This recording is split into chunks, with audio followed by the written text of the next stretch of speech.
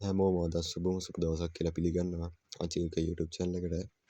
ඉතින් subscribe 1000 සීමාව පහු කරලා පස්සේ අරන් ඉන්න පළවෙනි වීඩියෝ එක. subscribe 1000 ගන්න උදව් කරපු හැමෝටම බොහොම ස්තුතියි.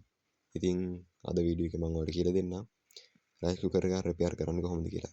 ඔයාලා දන්නවා ඔයාලා ගෙදර තියෙන rice cooker එකේ දෝෂ ඇවිල්ලා ඇති. ඉතින් අද මම කියලා දෙන්නම් ඒ දෝෂ හරියට නිවැරදි කරලා repair කරන විදිය ගැන. ඉතින් අපි වීඩියෝ එකට යමු. වීඩියෝ කරන්න කලින් channel එක subscribe කරලා වීඩියෝ එක like එකක් දාන්න කියලා මතක් කරනවා. එහෙනම් ඉතින් අපි වීඩියෝ එකට යමු. වීඩියෝ එකෙන් අපි කතා කරමු මොනවද මේ දෝෂ ඒව නිවැරදි කරගන්නේ කොහොමද කියලා.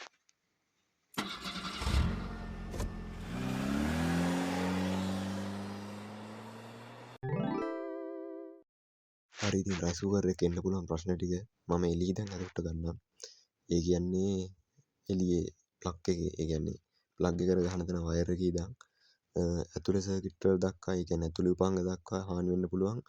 ඒ දෝෂ ටික මම එළිය දැන් ඇතුලට පිළිවෙලට ගන්නම්. ඉතින් පළවෙනි දෝෂය විදිහට මම ගන්නවා මෙන්න මේ මම පෙන්වන මේ plug socket එක තියෙන්නේ. ඉතින් ඔයාලගේ socket එක හරි wire එක හරි උණු වෙනවා. ඉතින් ඕක බහුල ප්‍රශ්නයක්. ගොඩක් අයට වෙන දෙයක්. ඉතින් ඒකට බලපාන හේතුව තමයි rice cooker එකට ගන්න ඇම්පියර් ප්‍රමාණයක් තියෙනවා. ඕනම උපාංගයකට ගන්න උපකරණයකට ගන්න ඇම්පියර් ප්‍රමාණයට වඩා ඒකට වැඩියෙන් ගත්තොත් ඒ කියන්නේ අඩු වයර් එකකින් වැඩි එකක් ගන්න ගියොත් ඒක උණු වෙනවා. ඒ කියන්නේ උදාහරණයක් විදිහට ඔය socket එක දැන් ඇම්පියර් 10යි කියලා හිතන්න. ඉතින් ඇම්පියර් 10කට මං ඇතුලේ ගන්න ඇම්පියර් 15ක්. එතකොට socket එක උණු වෙනවා. මොකද ඒ ඇම්පියර් ගන්න මදි හින්දා. දැන් උදාහරණයක් විදිහට මට මේ rice cooker එකේ wire එක හොයාගන්න බැරි වුණා. ඒකන මම මේ වයර් එක ගන්න උදාහරණයක් විදිහට. ඒක වලට පේනවා ඉතින් 6 ඇම්පියර් 250 වෝල්ට් කියලා ගහලා තියෙනවා. ඉතින් 6 ඇම්පියර් 250 වෝල්ට් කියන්නේ ඔය මම දැන් අතේ තියන් ඉන්න වයර් එක. ඒකේ උපරිමය අරන් යන්න පුළුවන් ඇම්පියර් 6ක ධාරාවක් විතරයි. ඇම්පියර් 6ට වඩා වැඩි වුණොත් ඔය වයර් එක උණු වෙලා ඩැමේජ් වෙන්න තියෙන සම්භාවිතාව වැඩි. ඉතින් ඒ වගේ තමයි rice cooker වල නොගැලපෙන ඇම්පියර් එක වයර් එකක් දැම්මොත් අනිවාර්යෙන් ඩැමේජ් වෙනවා. හරි ඉතින් ඊළඟ දෝෂයේ විදිහට මම කියන්නම් ඔයාලට ඒක निराකරණය කරගන්නේ. ඉතින් ඔයාලගේ අතර කරන්ට් එක වැදිලා ඉතින් වටේ අල්ලද්දි. ඒ කියන්නේ rice cooker එකේ වටේ බොඩිය අල්ලද්දි ඔයාලගේ අතරත් කරන්ට් එක වැදිලා ඇති. ඉතින් අන්න ඒකත් ප්‍රධානම ගැටලුවක් rice cooker වල නෑ. ඉතින් ඒක निराකරණය කරගන්න නම් ඒක එන්න පුළුවන් විදිය තමයි ඔයාලට ඔය ඇතුලේ යන ලයින් පේනවා ඇති. ඇතුලේ ලයින් එක යනවා නියුට්‍රල් ලයින් එක යනවා තව ඔය කොයිල් වලට යන ලයින් තියෙනවා. ඉතින් ඒ ලයින් වලින් බොඩියට කරන්ට් එක ලීක් වෙන්න පුළුවන් මොකක් හරි හේතුවක් මත. ඉතින් ඒ කරන්ට් එක earth wire එක හරහා භූගත වෙනවා ඔයාලගේ කනෙක්ෂන් එක හරියට තියෙනවා නම්. ඒ කියන්නේ rice cooker එක ඇතුලේ earth wire එක හරියට ඔය socket එකට හයි වෙලා තියෙන්නේ. එහෙම තියෙනවා නම් socket එකේ earth pin එකකින් out වෙලා ඔයාලගේ බිත්තියට හයි කරලා තියෙන plug base එක හරහා භූගත වෙනවා නිවසේ ප්‍රධාන earth line ඒ කියන්නේ earth wire එක හරහා. ඉතින් එහෙම ඇතුලේ ඒ rice cooker එක ඇතුලේ තියෙන system එක හරියට නැත්තම් ප්‍රශ්නයක් වෙන්න පුළුවන්. ඒ කියන්නේ ඇතුලේ කරන්ට් එක ලීක් වෙලා ඒක හරියට භූගත වෙන්න වයර් සම්බන්ධ වෙලා නැත්තම් ඔයාලගේ ඇඟ හරහා භූගත වෙන්න අවස්ථාවක් තියෙනවා. දැන් ඔය මම පෙන්නන earth wire එක මම zoom කරලා පෙන්නන්නම් ඔයාලට. ඉතින් ඔය තියෙන්නේ ඉස්සලාම පිටත පියනට හයි කරලා තියෙනවා. ඉතින් ඒ පියනට හයි කරාට පස්සේ ඒ වයර් එකේ මිතුරු කොටස ඇතුලේ බොඩියට යනවා. මම ඔක ගලව ගන්නම් ඒක පොඩ්ඩක් මේ කැඩෙන්න වගේ. ඉතින් ඔන්න ගලව ගත්තට පස්සේ ඔය දැන් මම ගැලවුවේ earth wire එක. ඒක නට් එකක් දාලා හොඳට තද කරලා හයි කරලා තිබ්බේ අර පිටිපස්සේ පියනට. එතකොට පියනට කරන්ට් එක වැදිලා ආවොත් ඒක වැදෙනවා. අපිට වැදෙන්නේ නැතුව earth wire එකට යනවා. ඊට පස්සේ දෙවනියට ඔය තව නට් එකක් දාලා හයි කරලා දිනවා ඇතුලේ බොඩියට යන කරන්ට්. ඒ කියන්නේ ඇතුලේ බොඩියෙන් කරන්ට් එකක් ලීක් වුණොත් ඔන්න ඔය වගේ ඔන්න ඔය කැල්ල අපි අල්ලද්දි කරන්ට් එක අපිට වදින්නේ නැහැ earth wire එක හරහා යනවා. ඉතින් යන්නේ ඔය පේන්නේ වලට ඔය earth wire එක තමයි plug socket එකට හයි වෙලා තියෙන්නේ. ඉතින් plug socket එකෙන් ඔයාලගේ වයර් එක හරියට තියෙනවා නම් ගාන්ට භූගත වෙනවා. නැත්තම් ඔයාලගේ ඇඟ හරහා පරිපථයක් ගොඩනගාගෙන භූගත වෙන්න උත්සාහ කරද්දී තමයි ඔයාලට කරන්ට් එක වැදෙනවා කියලා දැනෙන්නේ. ඉතින් දෙවෙනි ප්‍රශ්නේ විදිහට තමයි මම ඔය බොඩියට කරන්ට් එක ලීක් වෙන එක ගත්තේ. ඒකට ඉතින් ඔය තව ඇතුලේ තියෙන ලයිව් ලයින් එක නියුට්‍රල් ලයින් එක ඒවා බොඩි ගෑවෙන්නේ නැති වෙන්න හරියට එන තද කරලා ලූස් කනෙක්ෂන් තියෙන ඒවා අයින් කරලා හොඳට හදා ගන්න ඕනේ. හරි ඉතින් ඊළඟ ප්‍රධාන ගැටලුව තමයි ඉතින් ඔන්න ඔය මම පෙන්නන ෆියුස් එක පිච්චෙන එක. ඉතින් ඕක සාමාන්‍ය රයිස් කුකර් එකේ තියෙන ප්‍රධාන ගැටලුව. ඔතන ඔය තියෙන්නේ නියුට්‍රල් ලයින් එකට හයි කරපු ෆියුස් එකක්. ඔය ෆියුස් එක ඒ කියන්නේ පිච්චෙනවා. ඒ කියන්නේ ඇතුලේ ඕවර්ලෝඩ් එකක් ගත්තා කොයිල් එක වැඩි ධාරාවක් ගන්න උත්සාහ කරද්දී එතකොට කොයිල් එකට වෙන්න පුළුවන් හානිය වැඩි හින්දා ඒක වළක්වන්න තමයි ඔය ෆියුස් එක දාලා දෙන්නේ. ඔය ෆියුස් එක මම ගලවලා පෙන්නන්නම්. ඔය වෙන්නේ නියුට්‍රල් ලයින් එකට හයි කරලා තින්නේ. ප්ලග් සොකට් එකේ නියුට්‍රල් ලයින් එකට හයි කරලා ඒක කෙලින්ම හයි වෙන්නේ එලමන්ට් එකට. ඒ කියන්නේ කොයිල් එකට. ප්‍රධාන කොයිල් එකට තමයි හයි වෙන්නේ. එතකොට ඔයාලා ප්ලග් සොකට් එකක් ගලවද්දී ඔය ෆියුස් එක ගලවද්දී ෆියුස් එක කැඩෙන්නේ නැති වෙන්න කියන්නේ ඩැමේජ් නොවන විදියට ගලවන්න ඕනේ. ඉතින් ඔයාලා ඕකක් ගලවද්දී මම ෆියුස් එක ගලවලා පෙන්නන්නම් ඔයාලට. ඉතින් මේ තියෙන්නේ මම ගලව ෆියුස් එක. ඒක ඔයාලා ලියලා තියෙනවා ඉතින් අංක මේ කරුණු ටික සඳහන් කරලා තියෙන ෆියුස් එක උඩ. ඔයාලට පේනවද දන්නේ නැහැ බොඳ වෙලා පේන්නේ. ඕක ලියලා තියෙනවා 185 සෙල්සියස් අංශක 10 ඇම්පියර් සහ 250 වෝල්ට් කියලා. එතකොට ඕකේ 185 සෙල්සියස් අංශක කියන්නේ රයිස් කුකර් එක ඇතුළේ රත් වෙන කියලා ඔයාලා දන්නවා කොයිල් එකකින් දා. එතකොට ඒ රස්නෙට ඔරොත්තු දෙන විදිහට තමයි හයි කරලා තියෙන්නේ.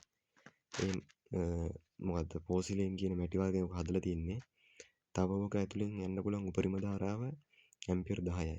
ඇම්පියර් 10ට වැඩිය ඇතුලෙන් අදින්න යද්දී ඇතුලේ උපාංග වලට හානි නොවන විදිහට ඩිස්කනෙක්ට් කරන්න තමයි ඔක හදලා තියෙන්නේ.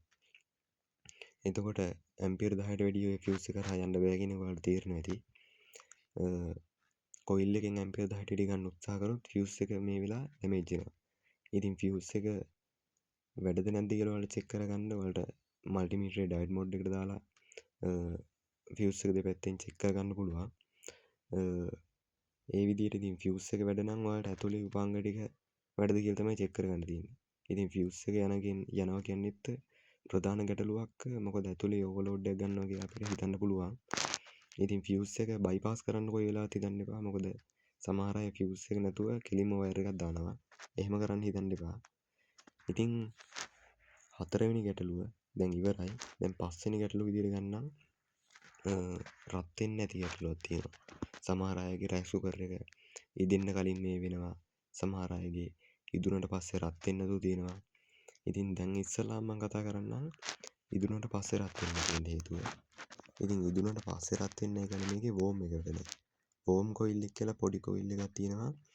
ඒ කොයිල් එකෙන් තමයි ඒ කියන්නේ රයිස් කුකර් එකට කරන්ට් එක දුන්න වෙලාව ඉඳන් රස්නේ පවත්වාගෙන තින්නේ එන්නේ කොයිල් එකෙන්. ඒ කොයිල් එක වැඩ නැහැ කියන්නේ තමයි වෝම් එක වැඩ නැහැ කියලා අපි කියන්නේ. දැන් ඔයාලට ඔය පේන්නේ මම පෙන්නන්නේ අන්න ඒක තමයි වෝම් කොයිල් එක කියන්නේ. ඔය කොයිල් එක සමහර අයගේ පිච්චෙනවා. එක දිගට දාලා එහෙම තිබ්බම ඔක පිච්චෙනවා. මොකද රයිස් කුකර් එකට සප්ලයි එක දුන්න වෙලාව ඉඳන් වෝම් කොයිල් එකට කරන්ට් එක යනවා. එතකොට ඔයාලට පේනවා ඇති වෝම් කොයිල් එකේ අග්‍ර දෙක කෙලින්ම හයි වෙලා තියෙන්නේ අපේ මැග්නටික් ස්විච් එක දෙපැත්තට. ලයිව් ලයින් එක ඔන්න ඔහොම ගිහිල්ලා ලයිව් ලයින් එකේ එක ලයින් එකක් එනවා ඔහොම මැග්නටික් ස්විච් එකට. එතකොට මැග්නටික් ස්විච් එකේ එක පැත්තකට වෝම් කොයිල් එක හයි වෙලා ඒකේ රිටර්න් පාත් එකට තමයි මැග්නට් මේ වෝම් කොයිල් එකේ අනිත් පැත්ත හයි වෙලා තියෙන්නේ. එතකොට ඔයාලට පේනවා ඇති වෝම් කොයිල් එක ශ්‍රේණිගතව තමයි ඒ කියන්නේ සීරියස් කරලා තමයි රයිස් කුකර් එක ඇතුළට හයි කරලා තියෙන්නේ. එතකොට රයිස් කුකර් එකේ ඔන්න ඔතන වෝම් කියන ලයිට් එක පත් වෙන්න වෝම් කොයිල් එක වැඩ කරන එක වැදගත් වෙනවා. තව වෝම් කොයිල් එක හොඳට තිබ්බොත් ඒ කියන්නේ වෝම් කොයිල් එක හරහා ගිහිල්ලා වෝම් කොයිල් එක රෙසිස්ටරයක් විදිහට වැඩ කරනවා. ධාරාව පාලනය කරලා තමයි මේන් එකට එලිමන්ට් එකට දෙන්නේ. ඉතින් එලිමන්ට් එකට දෙද්දී ඒ වගේ ධාරාව කන්ට්‍රෝල් කරන්න බැරි වුණොත් එලිමන්ට් එක අවුල් වෙනවා. එතකොට ගොඩක් රත් වෙනවා, බත් එක රොස් වෙනවා වගේ ප්‍රශ්න ඉන්නේ. අන්න ඔය වගේ එක එක පාත් ඩැමේජ් වුණාම. ඉතින් වෝම් කොයිල් එක වැඩ නැහැ කියන්නේ ඔයාලා කියන්නේ බත් එක ඉදුණට පස්සේ රස්නේ තියාගන්න බෑ කියලා. අන්න ඒ ප්‍රශ්නේ ඉන්නේ වෝම් කොයිල් එක ඩැමේජ් වුණාම. එතකොට ගත්තම වෝම් කොයිල් එක පිච්චිලා කියලා මම ඔයාලට පිච්චිච්ච වෝම් කොයිල් එක පෙන්නන්නම්. හරි මේ තියෙන්නේ මන් ළඟ පරණ අයින් කරපු වෝම් කොයිල් එක. ඔයාලට ඉතින් ඒක පේනවා ඇති 46 වෝල්ට් 220 වෝල්ට් කියලා ගහලා තියෙනවා. ඉතින් ඕකේ වලට ඔය මැද පේන්නේ ඒක හොඳට මුණු වෙලා ගිහිල්ලා ඒක ඇත්තටම ගද්දි දිය වෙලා වගේ තිබ්බේ. එතකොට ඕකේ ඔය තියෙන්නේ වැඩි ධාරාව කරගෙන ඒක උණු වෙලා ගිහිල්ලා. වැඩි ජවයක් ගන්න ගියාම උණු වෙනවා. ඔය කූරු කෙඳි වගේ තියෙන්නේ ඕවා තමයි ඕකේ ඇතුලේ උතලා තියෙන කොයිල් එක. ඒකෙන් තමයි මේ රත් වෙන්නේ වෝම් කොයිල් එක. ඒ වගේම රස්නේ දෙන්නේ. ඉතින් ඔය කොයිල් එක තියෙන්න ඕනි කියලා එකක් නැහැ. ඒත් ඕක තියෙන එක ඇතුලේ ගොඩක් උපකරණ වලට ආරක්ෂාවක් තියෙනවා. ඉතින් ඕක ඩැමේජ් වෙලා නම් ඔයාලා අලුත් එකක් අරගෙන ඒ යකින් එක රීප්ලේස් කරගන්න ඕනේ. හරි ඉතින් මේ තියෙන්නේ මේකේ මැග්නටික් ස්විච් එක. මේක තමයි මේ රයිස් කුකර් එක ප්‍රධාන උපාංගය වෙන්නේ. මේකේ වලට පේන්නේ නැති. මේ යට කැලි ගැන නොසල ගන්න. මේකේ වලට මෙන්න මෙතන පේන්නේ නැති. මෙතන මෙහෙම ඈත් වෙන්න මෙහෙම ලං වෙන්න හදලා තියෙනවා. මේක තමයි මෙන්න මේ විදිහට ලීවර් එකේ මෙහෙම වැදුනම මේ දැන් මේ ස්විච් එක අපි තියනවානේ මේක මෙහෙම පල්ලෙහාට උඩට කරද්දී මේක තියෙන්නේ මෙහෙම ඈත් වෙලා. මෙන්න මෙහෙම වෙලා තමයි තියෙන්නේ. ඊට පස්සේ මේ ස්විච් එක දැම්මට පස්සේ මේ දෙක ලං වෙනවා. ලං වුණාට පස්සේ ඔයාලට මෙතන පේනවා ඇති. මෙන්න මේ උඩ තහඩුවට සප්ලයි කියන්නේ මෙන්න මේ ඇනේ. ඔයාලට පේනවා ඇති. ඔන්න ඔය ඇනෙන් තමයි මේ උඩ තහඩුවට සප්ලයි වෙන්නේ. ඊට පස්සේ එන සප්ලයි එක මෙන්න මේ යට තහඩුවේ මේ ඇනෙන් තමයි රිටර්න් වෙන්නේ. එතකොට ගත්තා මේ දෙක ගෑවෙන්න ඕනේ මේකයි මේක අතර කනෙක්ෂන් එකක් තියෙන්නේ. අන්න ඒ කනෙක්ෂන් එක හැදෙන්න තමයි මෙන්න මේක පල්ලෙහාට දැම්මට පස්සේ අපි අර මේකේ තියෙන බර මෙන්න මේකට මෙන්න මේක මෙහෙම හයි වෙලානේ තියෙන්නේ මේ ලීවර් එක. අන්න ඒ ලීවර් එක මේකට තද වුණාට පස්සේ මෙන්න මේකේ ගෑවිලා තමයි ධන සප්ලයි එක දිගටම යන්නේ. ඉතින් ඔයාලගෙත් මේ කොයිල් එකට එන සප්ලයි එකේ නැත්තම් මේ ලයිට් එහෙම පත්තු වෙන්නේ නැත්තම් මේ ලයිට් එහෙම පත්තු වෙන්නේ නැත්තම් ඒකට මෙන්න මේ දෙක ස්පර්ශ නොවීම බලපාන්න පුළුවන්. දැන් මේක ගත්තම වල පේන්නේ නැති මේ ඩොට් දෙක ගෑවිලා තියෙන්නේ මේකේ. ඒ සමහර වෙලාවට මේ දෙක රත් වෙලා ඈත් වෙලා මේ ටෙන්ෂන් එක නැති වුණාම මේ දෙක ගෑවෙන්නේ නැති වෙන්න පුළුවන්. ඉතින් එහෙම වුණාම ඔයාලට පුළුවන් මේක මේ වගේ පොඩ්ඩක් අතින් විජස් කරලා ගානට මේක පොඩ්ඩක් එහෙට මෙහෙට කරලා උස්පාත් කරලා ඇති ගානට හදාගන්න. එහෙම ලොකුවට වෙනස් කරන්න යන්න එපා. එහෙම කරලත් හරි ගියේ නැත්තම් මේ වගේ වෙනම එකක් ඔයාලට රීප්ලේස් කරන්න වෙනවා. ඉතින් මේක දැන් ඔයාලට පේනවා ඇති මේ ස්විච් එක මේ පහළට ගද්දි මේ පේනවද? දැක්ක නේද? පහළට කරද්දි මේක මේ වෙනවා. ඊට පස්සේ මේක යම්කිසි උෂ්ණත්වයකට ආවට පස්සේ මෙන්න මේ ස්විච් එක කියන්නේ මේක දැන් මෙහෙම අපි මේව කරාම පල්ලෙහාට වෙලා තියෙන්නේ. යම්කිසි උෂ්ණත්වයකට පස්සේ මේකේ මේ මැග්නටික් ෆීල්ඩ් එක නැති වෙනවා. ඒ කියන්නේ මේක රත් වෙනවා කියලා ඔයාලා දන්නවනේ. එතකොට මේ මැග්නටික් ෆීල්ඩ් නැති වුණාට පස්සේ තමයි මේක මෙහෙම එකපාර උඩට පනින්න. ඔයාලට ඒ සද්ද ඇහිලා ඇති. මේක එහෙම පල්ලෙහාට වෙලා තියෙනවා. යම්කිසි උෂ්ණත්වයකට පස්සේ මේක මෙහෙම උඩට යට මැග්නටික් ෆීල්ඩ් නැති වෙලා උඩට එනවා.